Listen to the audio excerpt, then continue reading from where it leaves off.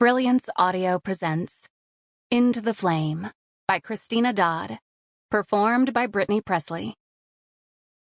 In the snowy winter on the flat, frozen, empty steppes of the Ukraine, when the blizzard rages and night lingers like an unwelcome guest, my grandmother sits close to the oil stove, heating her old bones, and hugs me close.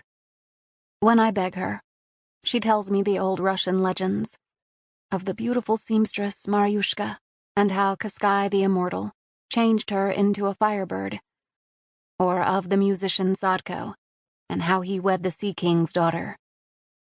When it grows very late and the wind rattles the windows with its icy fingers, I beg for a different story, one that frightens and haunts me. Most of the time she turns her head away and refuses, but sometimes, reluctantly, she relates the legend of the darkness, of Konstantin Varinsky and his pact with the devil, and her voice trembles.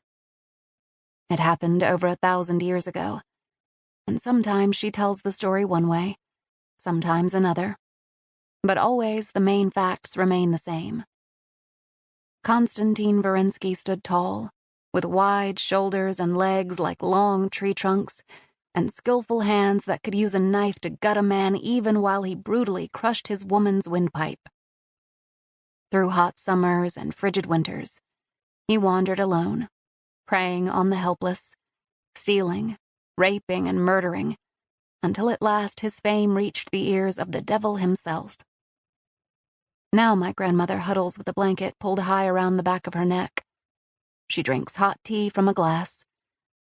But nothing can contain her dread, as she tells about the devil who, displeased with the competition, rose from the depths of hell itself to seek out the upstart Konstantin Varinsky and make him sorry he dared challenge the evil one. But Konstantin was not only as savage as a wolf, he was also sly as a fox. He offered the devil a pact. He and his descendants would become Satan's dedicated servants, and in return, the devil would grant them the ability to change at will into hunting animals. Konstantin's daring captured Satan's interest, and so he looked deep into Konstantin's soul. What he saw there pleased and amazed him. Konstantin was evil through and through, a foul and useful tool. But Konstantin was not finished with his demands. He and all his descendants would be invincible, never to be killed in battle except by another demon. Each Varinsky would be long-lived, and most important, they would breed only sons.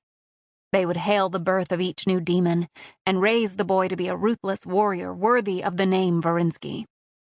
Everywhere they went, they would bring the darkness. They would be the darkness. To seal the pact, Konstantin promised to deliver the family's holy icon, a single painting divided into 4 images of the Madonna. Yet, like my grandmother, Konstantin's mother was a good woman. She refused to give in to Konstantin's demands. She protected the icon, the heart of her home, with her life. So Konstantin used his knife and his brutal hands to murder her.